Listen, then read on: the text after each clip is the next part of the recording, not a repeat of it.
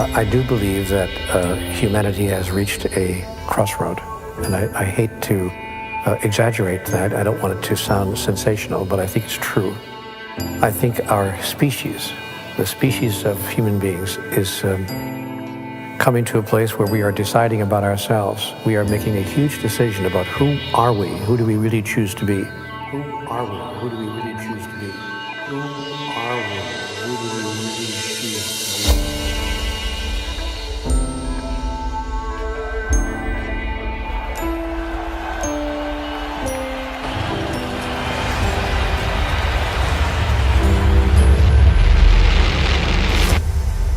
We imagine that the issue is a political issue. Then we say, well, it must be a financial problem. The problem is not political, it's not financial, and it's also, by the way, not military, obviously. Circumstances don't determine who you are, they reveal who you are. And the world that we live in now, the circumstances are changing so rapidly that we're being revealed. There's no such thing as a problem. A problem is essentially a transition. So I see the crises of today as a transition point for humanity.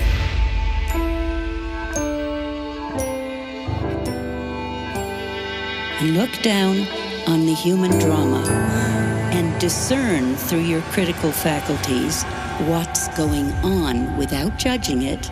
Just discern, what is this human drama about right now, and what role can I best play in it?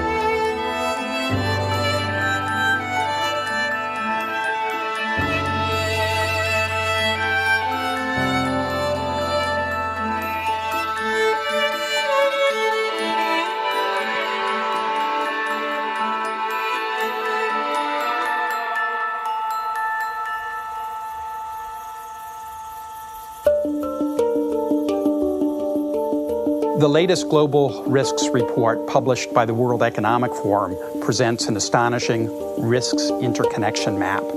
It clearly reveals how all global risks are interrelated and interwoven, so that economic, environmental, geopolitical, social, and technological risks are hugely interdependent. A crisis in one area will quickly lead to a crisis in other areas.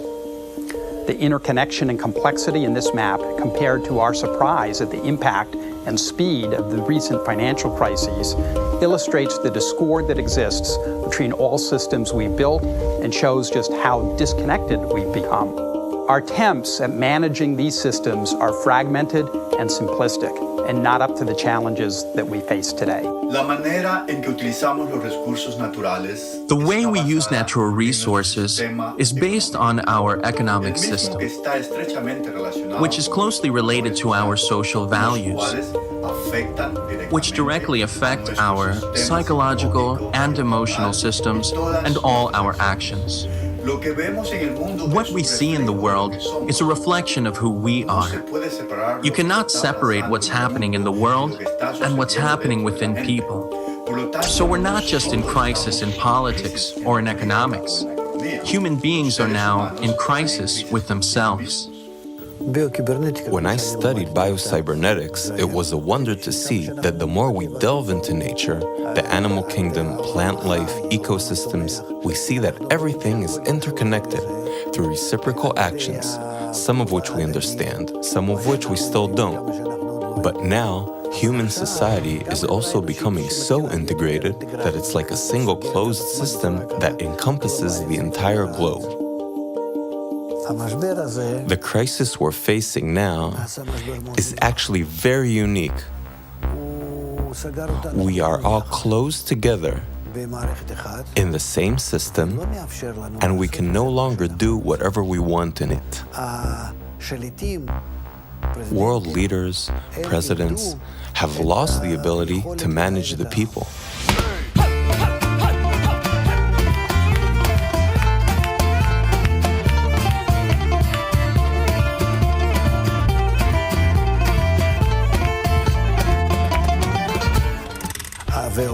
it's as though the world began to move without any reins, but rather according to a new law of interdependence, of connection, the law that is characteristic of integral systems.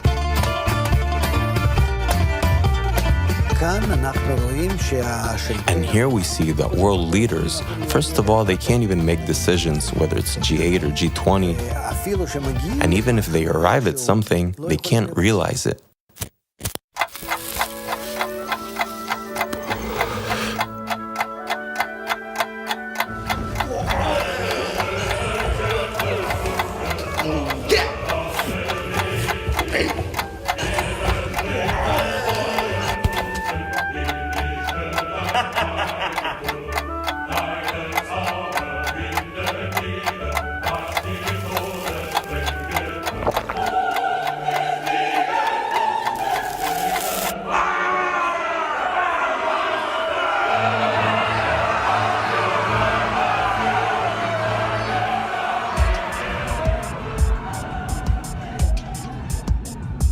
In science, we started as Newtonian physicists, and we started pretending like we are machines.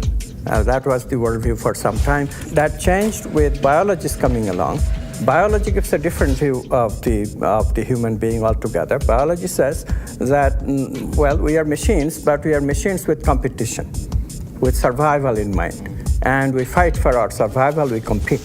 So our higher values are important only if they are important for survival. Outside of survival, there is no other impetus to the human being. And because of this idea, we have become, as you know, extremely competitive in our society. If somebody else has something, I must get it. If somebody else doesn't have it yet, I must get it before he or she gets it. And this idea is causing havoc in our society. Much of our progress in human civilization has been driven by egoistic competition. People try to outdo each other, and that creates better science, better technology, etc. However, now we're at a point where this ego drive has become so extreme that it will stop at nothing in order to be more or have more than others. And so companies are destroying the ecosystem, bankers are creating economic crisis, people are building themselves on the ruin of others. Our food supplies are increasingly at risk, water resources are increasingly being strained, and our financial systems continue to be highly volatile and risky.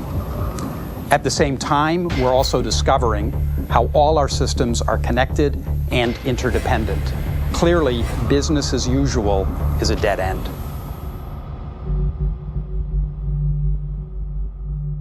In the previous days and times, we've been involved, not exclusively, but largely, in the process of individual survival. How do I get through the day? How do I get through the week? How do I get through the month? In the 21st century, we're learning now that we can no longer concentrate on individual survival strategies, that unless we begin to coalesce those strategies and learn how we can survive collectively, that no individual is going to survive in the long run. Again, I don't want to be an alarmist, but I realize that we are facing a very critical time now. The separation theology that humanity has established through the years has created a separation cosmology, that is a cosmological way of looking at things that says everything is separate from everything else. And a separation cosmology has produced a separation sociology, that is a way of socializing with each other that says I'm over here and you're over there and our interests will not meet unless they do. If they do, we'll try to cooperate, but if our interests do not meet, if we have separate interests, I may just have to harm you. I may, in fact, just have to kill you.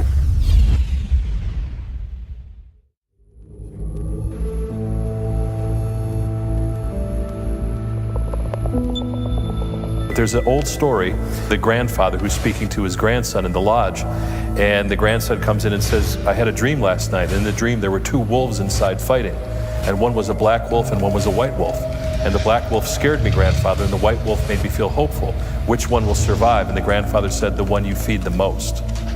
And so to me, that is the nature of humanity, the nature of humans, is we have both. Which one we're going to feed the most is the one we're going to see in the world.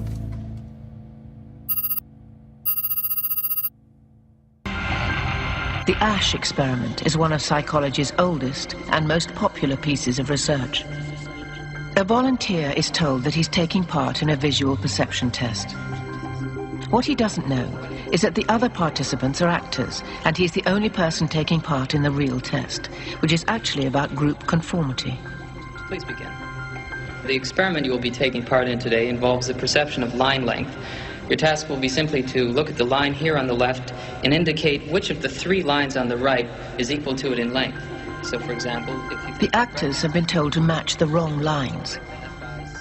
The volunteer will be monitored to see if he gives the correct answer or if he goes along with the opinion of the group and gives the wrong answer. In the first test, the correct answer is 2. 1. 1. 1.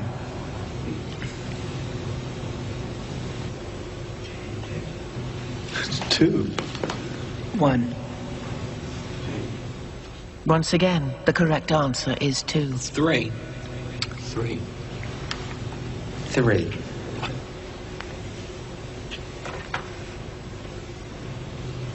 3. 3.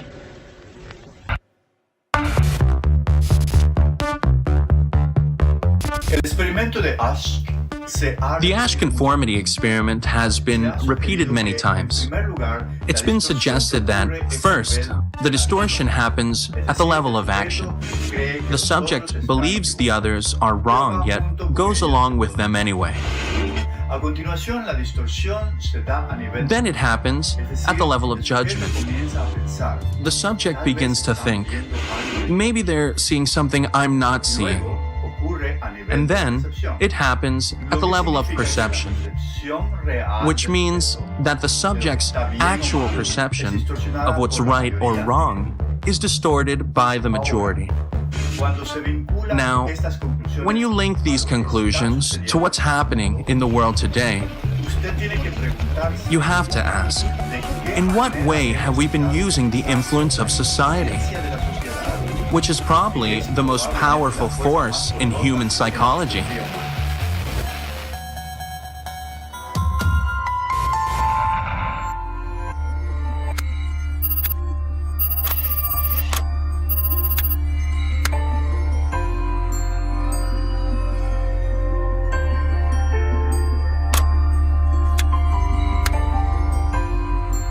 Over 40 years ago, I was cloning stem cells, and one of the first experiments just so blew my mind that it really changed the whole course of my education and my life.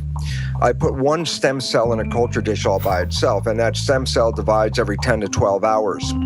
After about a week to 10 days, I have thousands of cells in the petri dish, but what's most important is all these cells are genetically identical to each other. And then what I did, and this is the experiment, I separated a culture of genetically identical cells into 3 different petri dishes, and I changed the environment. But the culture medium to cells is like the world that we live in. It's got the air, the water, the food, all the things in it. So I had 3 different environments, yet genetically identical cells in each dish, and the results revealed that in environment A, the cells form muscle, in environment B, the cells form bone, and in environment C, the cells form fat cells. What was so profoundly important about this is if you ask the question, what is responsible for controlling the fate of the cells? What the experiment clearly revealed was that all the cells were genetically identical. The only thing that was different from one dish to the other dish was the environment. So while at the time I was teaching medical students the conventional story out of the textbook, the concept of genetic determinism, that genes control our fate and our lives, my experiments revealed a completely different story, and that was, it was the environment that was primarily responsible in shaping the behavior and genetics.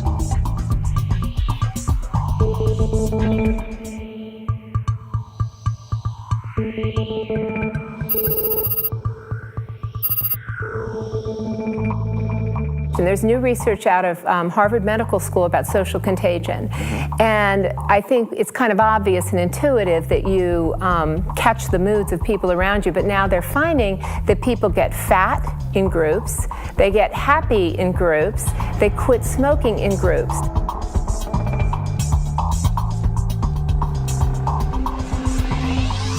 Nicholas Christakis and I have been very fortunate to find a resource in the Framingham Heart Study that we never imagined we could find. They were asking people for 32 years, who are your family members? Where do you work?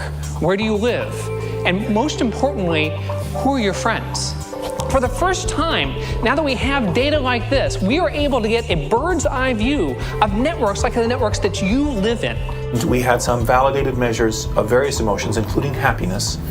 And what we attempted to show, and were able to show, is that my happiness depends not just on my own actions and thoughts and behaviors, but also on the actions and thoughts and behaviors of the people to whom I'm directly connected, my friends, siblings, spouses, neighbors, coworkers, and so forth, and the people to whom they are connected, and the people even to whom they are connected.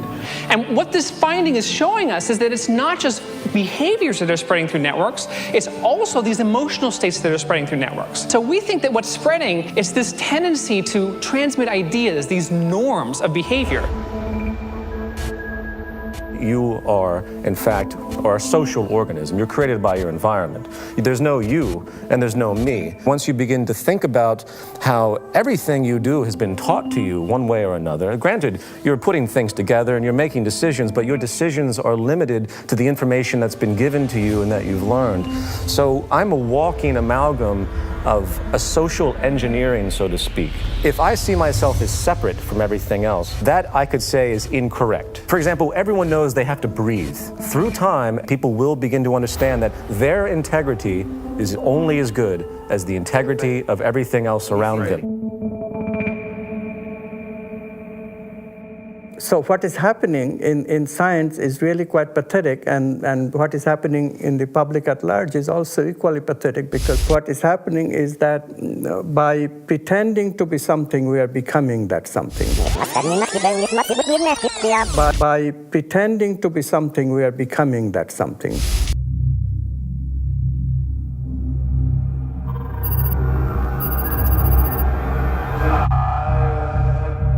I began to feel that I was losing my identity, that the person that I call Clay, the person who put me in this place, the person who volunteered to go into this prison, because it was a prison to me, it still is a prison to me. I don't look on it as an experiment or a simulation. It was just a prison that was run by psychologists instead of run by the state.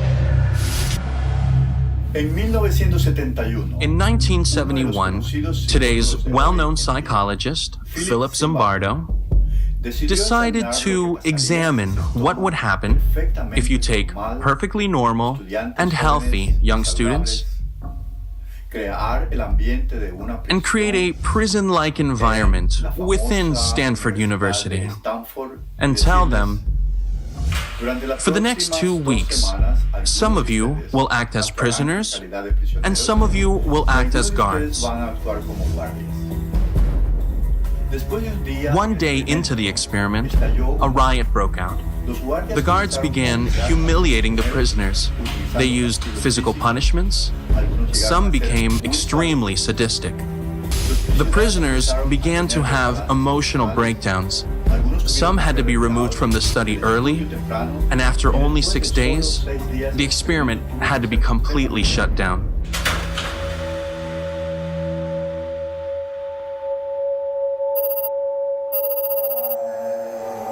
I had really thought that I was incapable of this kind of behavior. I was surprised, even I was dismayed to find out that I could really be that I could act in a manner so absolutely unaccustomed to anything I would even really dream of doing. And while I was doing it, I didn't feel any regret. I didn't feel any guilt. It was only afterwards when I began to reflect on what I had done that this behavior began to dawn on me, and I realized that this was a part of me I hadn't really noticed before. By pretending to be something, we are becoming that something. By pretending that we are mindless matter, we are just material and that's it, we are excluding the finer aspects of life. We are excluding the finer aspects of our experience. And this is very serious business.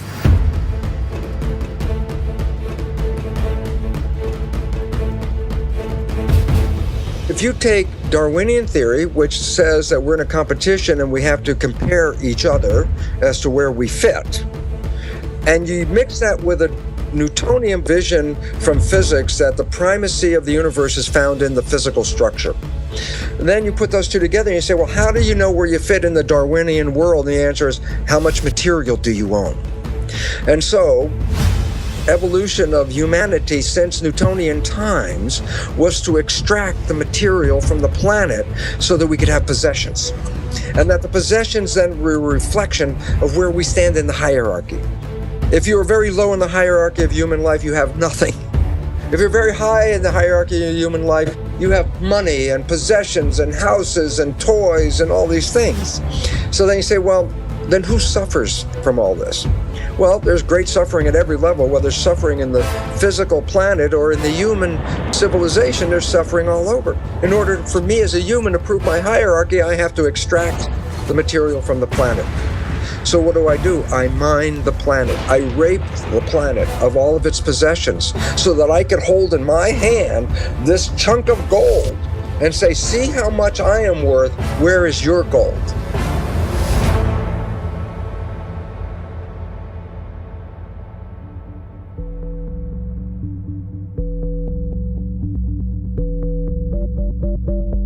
Theory of evolution is not based on community, but based on the individual. Newtonian physics said it's only the visible things that are relevant. But in a world based on quantum physics, which is based on energy, some of the things that we understand in the nature of energy are emotions and feelings, such as love and beauty. These are expressions of energy. And in a world of quantum physics, we surely emphasize more the nature of love and feelings and energy and beauty and harmony over the money and the material expressions that we look at today. And why is this important? Because then you look at the world and you say, do you want a pound of gold, or do you want to be totally in love in your life?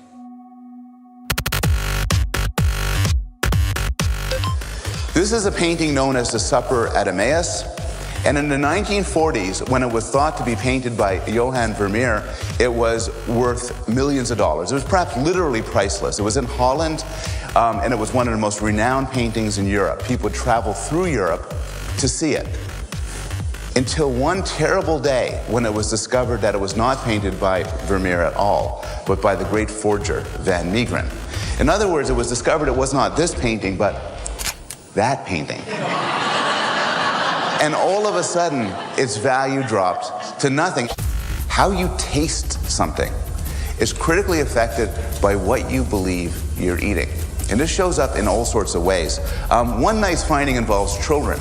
How do you get children not just to eat their carrots and drink milk, but after they have the carrots and milk, to report that they tasted good, better than your normal carrot, better than your normal glass of milk? It's actually terribly simple to do this. This was done in a study a couple of years ago. You take them out from a McDonald's bag. They get people into a brain scanner, and as they're lying on their back, there's a tube going into their mouth, and they get to drink wine through the tube while their brains are being scanned. Above them is a screen where they can read information about the wine that they're drinking. Everybody drinks the same wine. If they think they're drinking the cheap stuff, they'll report, it doesn't taste so good, and they have a low-level neural response. If they think they're drinking $200 out of a $200 bottle, they say they love it, and the pleasure centers of their brain light up like a Christmas tree. This is John Cage's work. Comes under different names, but it's often called 4 minutes, 33 seconds, because it was a famous modern performance where the pianist is instructed to sit at the piano and be silent for 4 minutes and 33 seconds. Now, as you can imagine, this is fairly controversial, whether or not this is brilliant or just ridiculous. But my favorite fact about this is you can go onto iTunes and you can buy for $1.99 the entire thing of 4 minutes, 33 seconds, which is, of course, silent. And I've read commentaries on this where people are outraged. They say, look, just turn down the volume of your computer and sit there for 4 minutes, 30 seconds. But psychologically, I think that wouldn't be the same silence. This is that silence from that performance. You know, it's astonishing to me that we don't realize we make this all up. We made the whole thing up. You know why gold is what the value it is? Because somebody said so. That's it. You know why fuel costs what it is? Because somebody said so. Somebody speculates, somebody decides, there's a belief, enough people join in, this is what a thing costs. We've all decided this. So an awakening of, we're repeating these cycles and we're getting kind of tired of it, maybe we should do something different this time around, be something different. People are interested in processing meaning and values. We have to hear that. It's the society, the media especially, that puts ordinary people into this vain search of material goodies. Yeah. People didn't live this way even 50, 60 years ago. You know, this is just a very recent phenomenon, that if you have, instead of one cell phone, two cell phones in two pockets, then somehow you'll be better off.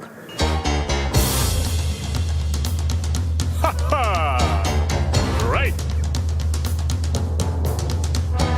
I'm the king of excess. I'm the sultan of sales. I'm the boss of bargains. My credit cards, they never fail. I got a 700 something on my beacon score, which means I don't own a thing and I can buy even more.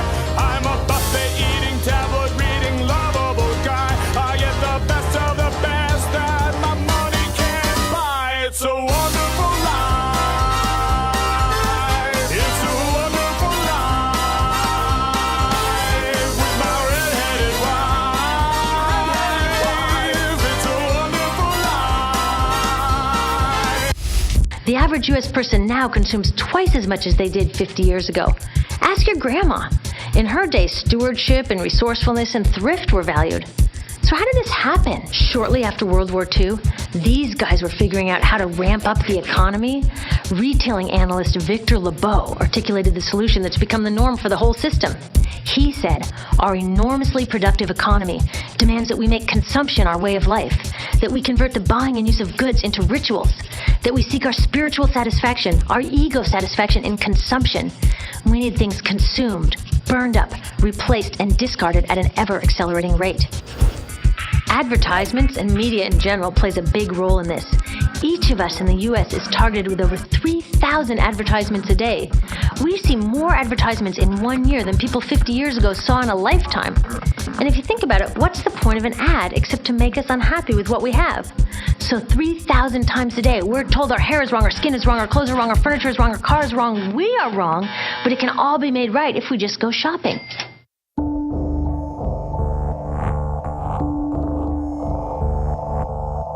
Mr. Rogers, who was the TV guy here in the United States, said the space between the television and the viewer should be sacred.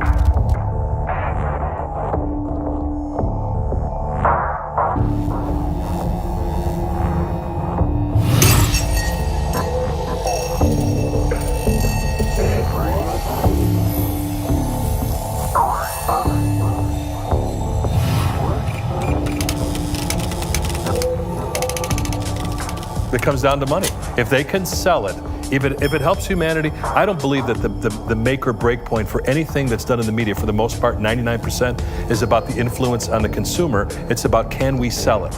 And if they could sell it and it's good for you, they'll sell it. But if they sell it and it's not good for you, they'll sell it anyway. In my world, I think that matters greatly on the impact of the listener because it changes their lives one way or the other.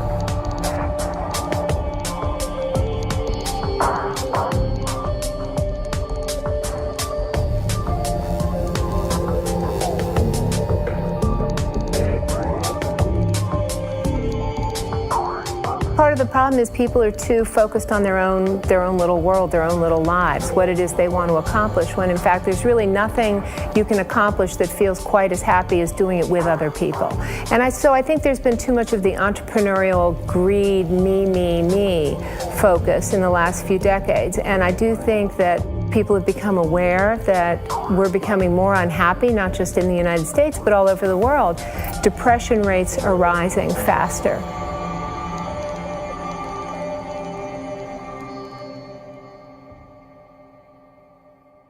I don't know that people are always aware of it until you ask powerful questions.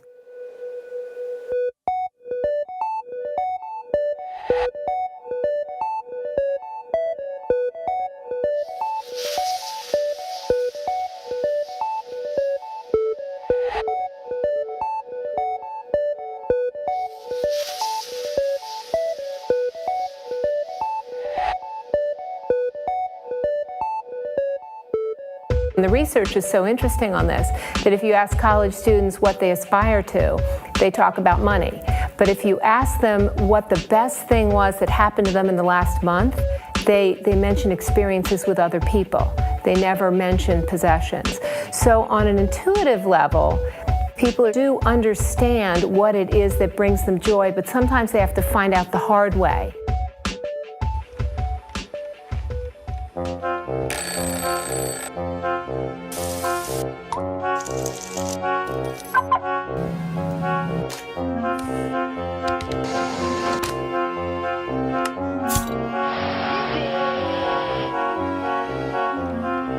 So we're in this ridiculous situation where we go to work, maybe 2 jobs even, and we come home and we're exhausted, so we plop down on our new couch and watch TV, and the commercials tell us you suck, so you gotta go to the mall to buy something to feel better, and then you gotta go to work more to pay for the stuff you just bought, so you come home and you're more tired, so you sit down and you watch more TV, and it tells you to go to the mall again, and we're on this crazy work, watch, spend treadmill, and we could just stop.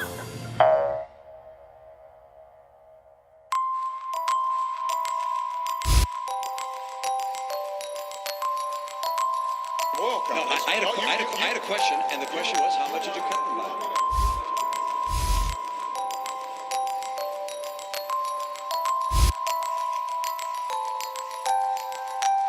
We have actually produced more oil. No. How much did you cut licenses and permits on federal land?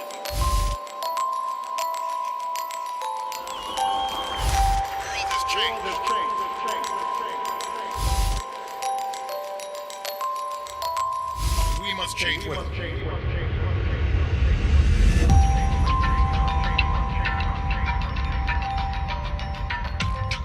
I have written an open letter to President Obama, reviving that slogan. You know, during the Clinton presidential campaign, they had a slogan called, "It's the economy, stupid." For me, the slogan is, "It's the worldview, stupid." It's unless the worldview changes, unless the worldview acknowledges listening to the values, listening to the personal meaning of life and the social meaning of life, unless we do this, real change cannot come. So I wrote to President Obama, if you talked about real change that we can believe in, if you really want change that we can believe in, please help us to change our worldview. Well, the change of man is the key to changing everything else in the world. Without it, nothing significant will change. What we need is not just patching up, not just solutions to current problems. What we need is a transformation, a fundamental transformation, which means a change of values, the change of thinking, change of consciousness, change in the way the human being thinks and acts.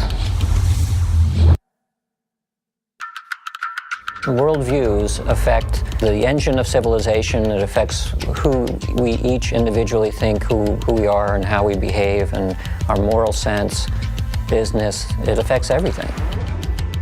An experiment was done by 2 social psychologists where they did the following. They took a bunch of students and they had them read one of 2 passages. One of the passages was description of who we think we are. And the key phrase in this paragraph was, "You're nothing but a pack of neurons," that were basically all material substances, in which case everything you think you are, all of your thoughts and emotions and all of your interior life is nothing but a pack of neurons. And then they gave the students the opportunity to do a couple of experiments where they could cheat if they wanted to. And what they found was that the students who read the passage, "You're nothing but a pack of neurons," cheated significantly more. If your worldview says that there is no inherent meaning in anything, and ultimately the universe is a pointless object, and when you die you're dead and there's nothing else going on, then it changes your sense of, how do I need to live right now? Well, I should get everything I should get right now. I should cheat if I have to. Whereas if we had a different model, which said maybe you're part of some gigantic living system with some kind of inherent meaning and all the rest. It could have consequences not only for yourself, but for your loved ones and everyone else. All the problems that we're facing right now, they're not problems. They're actually questions. Who are we? Who do we really choose to be? How do we choose to relate to life itself? How do we choose to relate to all the different elements of life, the environment, the planet itself, obviously the people? Why are we here, and where are we going from here? What is the meaning of my life? We're in a transition stage where the old answers are no longer sustainable, and that's why we're facing the crises we face.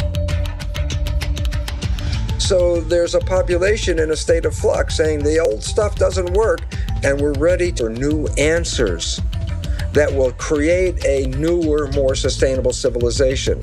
Simple point, the old civilization is no longer sustainable, the answers are flawed, new answers are in, and we're in the moment of taking those new answers and weaving a new culture that will support those answers and support ourselves.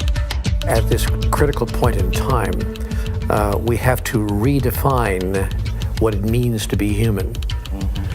We have to choose a new identity, literally choose a new identity, and recreate ourselves anew as a humanity. Recreate ourselves as a brand new kind of living organism, a brand new kind of species, and recreate the organism as a cluster, as a group, rather than as a scattering of single individuals. We have to change our thinking about who we are in relationship to each other. We've been living in a competitive society for too long, and the world we see is the result, the ego, the competitive ego. What we have to do is learn how to cooperate and drop the ego and realize, again, that if we have people in one country that are very poor and people that are very wealthy, the wealthy are going to have to get big armies and big fences to keep those other people out. It's not going to work with the divisions of society that we have today and the stratification.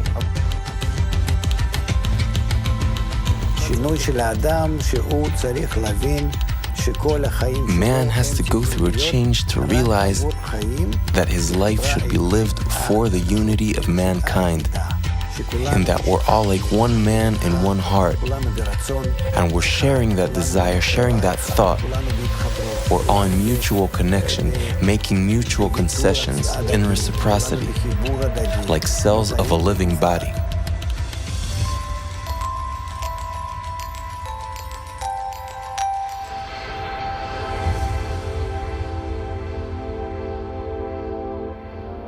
It's so simple, but we make it so difficult, and it's these hard things, these challenges, these horrible things we see are there to urge us to be better than we are. And I think until we start seeing that, they will continue, no matter on all levels. We look at our economic crisis, we look at our ecological crisis, we look at our spiritual crisis, and we say, I'm not happy, society's not happy, what's wrong with us? So that is the trigger. We have to have problems to have solutions. Problems create creativity. There's no such thing as a problem. A problem is essentially a transition. So I see the crises of today as a transition point for humanity. I see them as not necessarily something that's out of the ordinary. Again and again in nature, from the very most ancient bacteria to more recent species, they go through a juvenile phase of hostile competition to establish themselves. And then they discover the economics of cooperation. And when they find that it is cheaper and more efficient and more beneficial for everyone to feed your enemy rather than fighting them, then we are on the way to the new civilization we're all looking for. The wonderful part about nature being fractal is that we can use patterns in nature to understand other patterns that exist, because patterns repeat themselves. So now if you want to look at a pattern that's playing itself out on this planet right now that would give us insight about what is going on. So I say, look inside a caterpillar that's growing. And a caterpillar represents, let's say, 7 billion cells living under the same skin. Each cell is a citizen. And guess what? They're like people like us. They're working every day. Cells in the digestive system are taking the food and breaking it down and making products out of it. Some cells are the motility cells. Those are the cells that move the caterpillar around. The structures of like our highways with trucks and vehicles carrying materials all over the place, something like that. Cells of the immune system are taking their job of protecting the system. Respiration system is making sure fresh oxygen is being delivered. So all the cells have jobs. The caterpillar's growing. If you were in there and a reporter, you look around going, yeah, the economy is going great guns. It's growing every day. Everybody's working, full employment. This is the kind of thing we love to see. How much are we growing every day? Some percent every day. And then the caterpillar reaches a certain stage of growth. And at that stage of growth, it just stops eating. It can't take in anymore at this point. It's reaching a maximum size. Then if you're a cell inside that community, imagine what would happen. That you're on the job and all of a sudden there's less food coming in and you're a digestive cell and you say, well, man, the work is slowing down here. The factory is slowing down. Then all of a sudden it gets to such a low level that many cells get laid off of the job. Now their cell's not working. Why? There's not enough food coming in to keep them all working. And as the food shuts down, then the other jobs are affected because if there's no food, then there's no energy, and all the systems start laying off cells, and pretty soon there's massive chaos under the skin of a caterpillar. Why? The systems stop growing, the cells are out of work, nothing is evolving, and the thing is falling apart. If you were a cell in that caterpillar body at that time, you would look around and say, oh my God, our world is coming to an end. And yet, in the midst of those billions of cells, in among them are other cells genetically identical to them, no different. But they think differently. They respond to the signals differently. These cells have the interesting name called imaginal cells.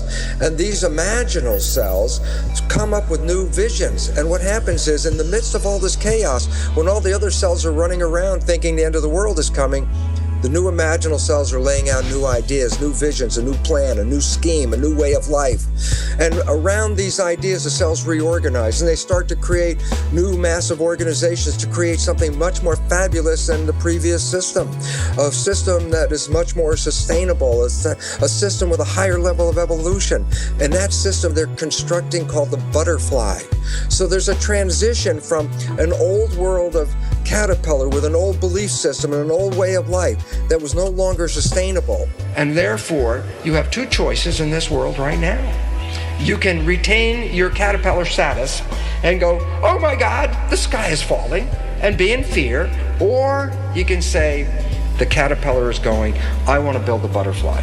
Why? Because if I become active and, positive in the process of building the butterfly, I'm engaged, I'm working, we're creating the future. If I sit there and bemoan the loss of the caterpillar, then I'm making myself sick and everything around me. Why? I'm not contributing to our evolution. And so, where are we? We're at the demise of the caterpillar stage of civilization and the rise of the butterfly. What we have to recognize is that all these crises, etc., is not outside of consciousness. Mm-hmm. It is also inside of consciousness. Mm-hmm. There is a plan to this madness. Mm-hmm. If we look at biological evolution, all big evolution is preceded by a catastrophe. So this is evolution of the human being that is going on right now. From being overly concerned with the negative emotions and the rational mind to listen to the values. Love, beauty, justice, truth, goodness. We need to hear that. But how do we hear that without the pangs of suffering?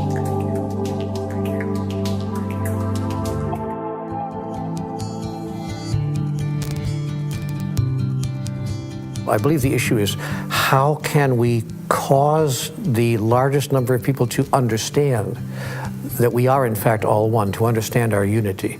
The environment has to be changed so that we are supported in a way where we respect each other, while our value systems have to understand that we cannot survive any longer through our logical reasoning with the competitive mentality that's been perpetuated for so many generations.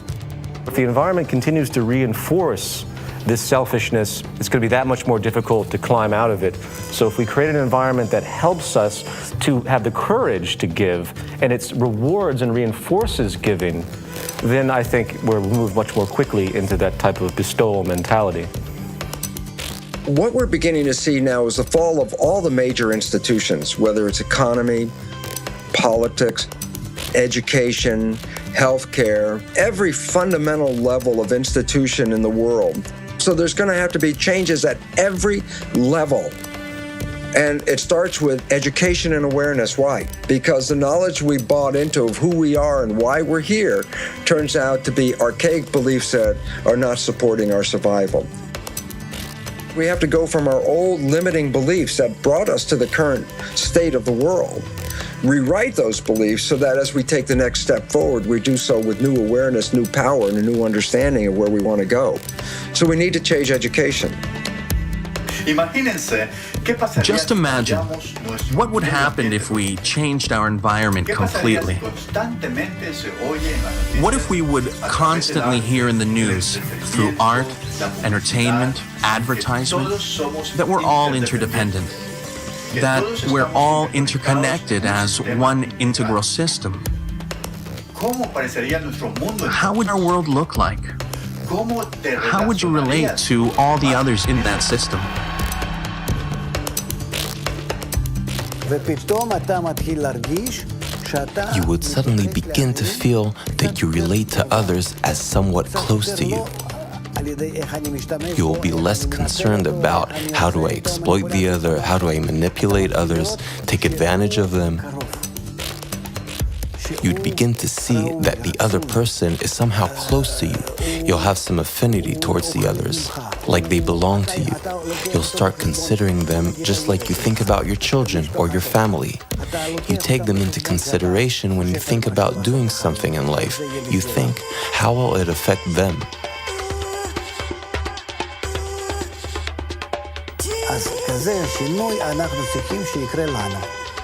So that is the kind of change we need to go through.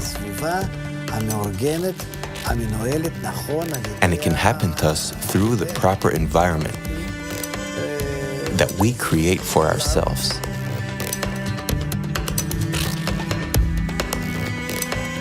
Well, we have these negative emotional brain circuits of competitiveness and greed and jealousy and anger and what have you, but we can also create a reality in which we make positive emotions for ourselves and in our relationships, and we can create positive emotional brain circuits that we have created by voluntary acts of loving, deliberately, by practicing. That will then mollify the negative emotional brain circuit so we can overcome our base desires. We began to think of emotions as having a kind of collective identity, as if they're emotional stampedes in human populations, a kind of a quiet riot that is just below the surface at all times. Because when we mapped this network, we were able to find clusters of happy and unhappy people in the network, and we were able as well to show that happy people are able to influence others to become happy, and that happiness can spread from person to person to person to person. And it's this kind of view of the human superorganism that has really started to change the way we think about ourselves as human beings. We are connected. We are connected in ways that these other social species are, like schools of fish and flocks of birds.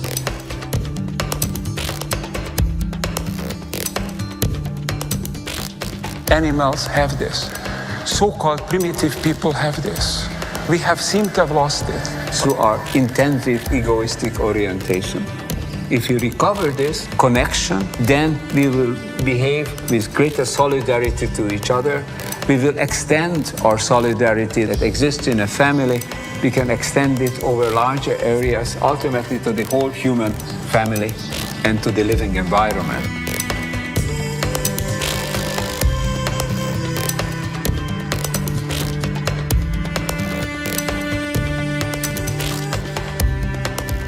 We can encourage people in all walks of life, in all kinds of organizations, to come to the notion of true global family and implementing the kind of world we really all dream of.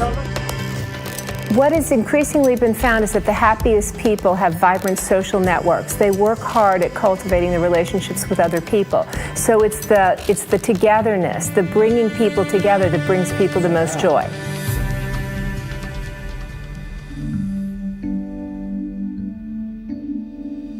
In some ways, science has always recognized that everything is always interconnected. But everything is also interdependent. And you can't study everything all at once.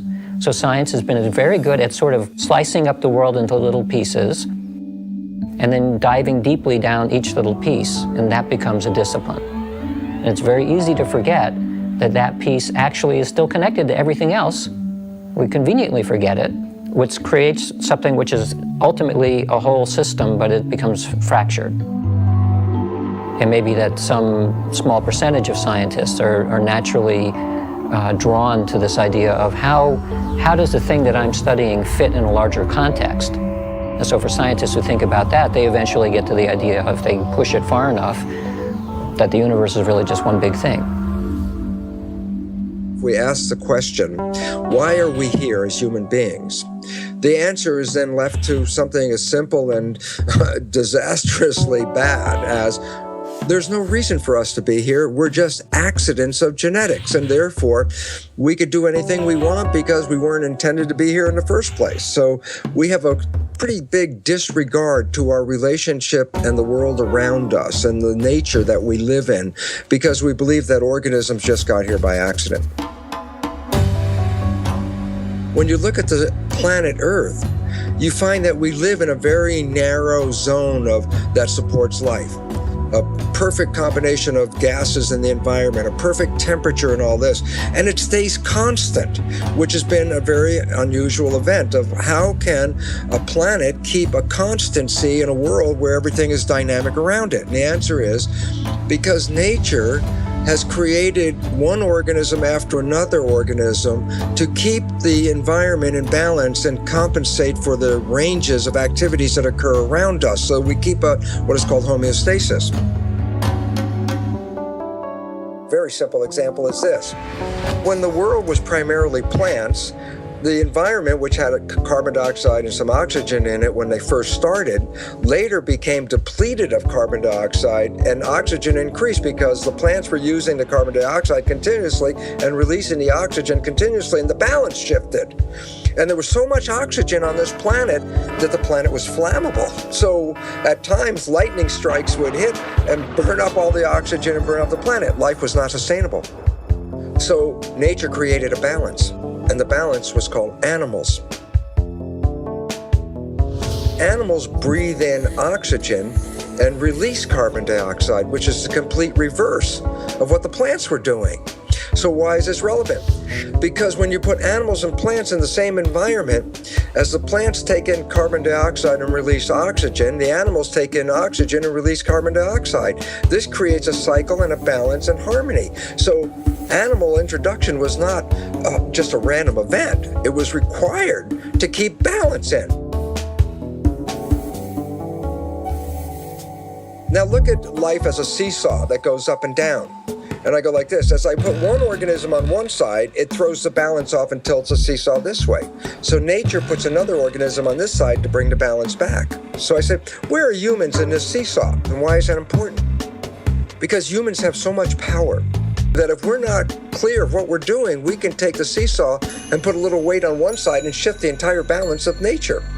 And then we have to learn to come back and shift the balance back again. Well, without our awareness of how we fit into nature, we lost sight of the fact that every other organism has been involved in keeping the environment more stable.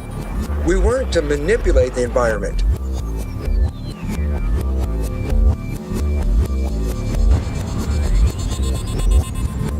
But if the balance now shifts way off because of humanity, then it means that nature will no longer support human life on this planet.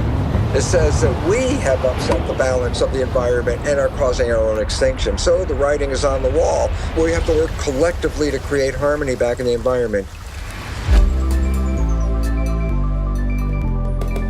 When we become aware of this, we can engage in that activity as the primary direction of human civilization.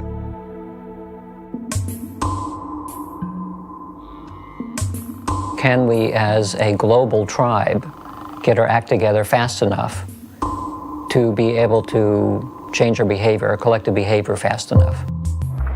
There is a great potential, because it's not that if everybody has to change at the same time. What we talk about is a critical mass.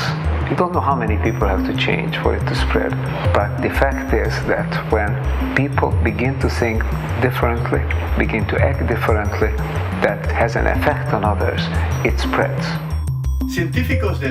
Scientists at RPI have found that when just 10% of the population are deeply committed to an idea, their idea will always be adopted by the majority of the society. Now, what's interesting is their mathematical model shows that it's like a spontaneous leap. That is, below 10%, there is no visible progress. However, above 10%, the idea spreads like wildfire. I don't think it's going to occur first on the whole among the leadership, neither political nor business leadership. I think there are always exceptions, and there are very enlightened political leaders, the enlightened business people. But on the whole, these people have too much stake on the present system, and they are afraid of change, because their own base of power and wealth lies in maintaining the current system. So the change has to come from elsewhere. I don't think it can come from the very poorest people. The very poorest people, maybe 2 billion people in the world, try to survive somehow. They have to get the food and the housing and the job and the healthcare and the education that is a minimum requirement. We can't expect it from that, maybe 200-300 million people who are really the wealthy and the leading classes. It has to come from those who are in between, who have a choice, who are becoming increasingly concerned, and who know that something needs to be done, and the hope is that they will wake up.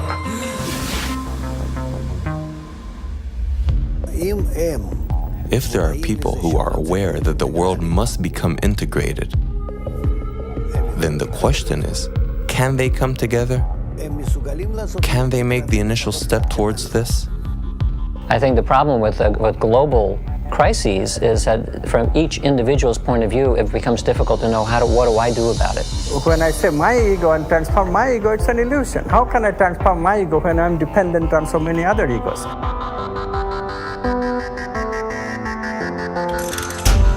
So because of the efforts of a few, changes will start occurring. How? Because the pressure, evolutionary pressure, is acting on everybody. It's just that they don't have the right context. All they need is a trigger. The trigger will be provided by this upper echelon of people who are working together to develop positive emotions. So they affect a much bigger number than is indicated by the little community that started it. So one little change in one little community can affect a much larger human community. And the interconnectedness that we have through the internet, interconnectedness of the ego, all of a sudden, without even knowing that it is doing so, will change and establish itself. And therefore, changes can come very fast.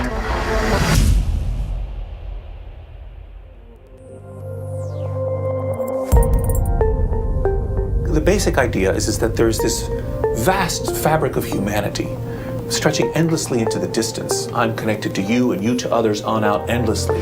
Your actions can influence the actions and feelings of others around you, which in turn then can spread to still others and then to still others.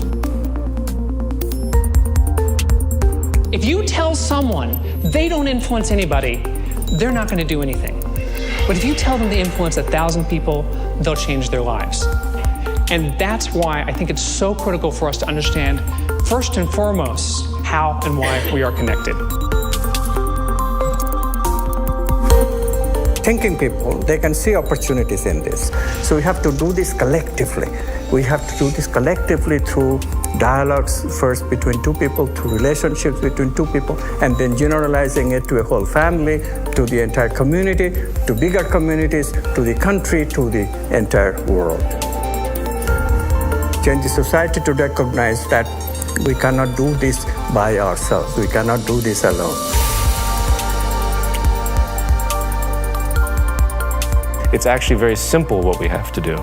It's just getting people to identify with it and see the benefit of what that offer is, the offer of working together, and how cataclysmically better life will be, right? Materially and spiritually. So. The lack of connection between people causes all the sadness in the world. No question about it. We are at crossroads, and it's not going to be decided by fate. It's not a destiny. We have at a point where the future of humanity is going to be decided by how people think about it today and how they behave. Awareness, awakening, these are the key terms. We have a chance to change. One thing we have to recognize is that to change is no longer a question whether or not. Change is coming. The only question is whether it's coming unexpectedly and abruptly on us so that we can't do much about it, we become victim of it, or whether we can anticipate it, create those major changes that will bring about a better future. And that is the unprecedented task of the generation now living.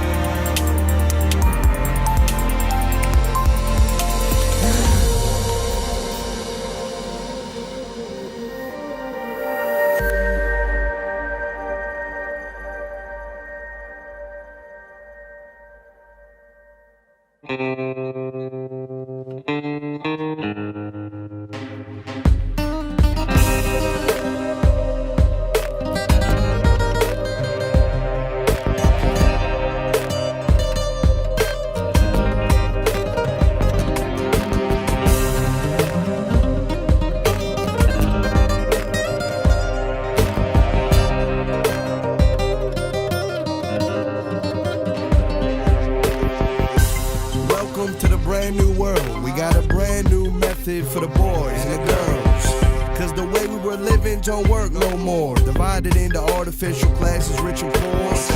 Individual success at the cost of others. It put us here, where it's brothers killing brothers. Yeah, and then we left with lots of crying mothers. It's turned people into haters instead of lovers. It seemed egoism brought us happiness. Now everybody depressed and laughing less. Yeah. But homie, now we past this, and it's time to spread the love to the masses. And our task is to fix our glasses. Then we'll feel obliged to love everything alive. Now is the time. We got a choice, either we live or we die.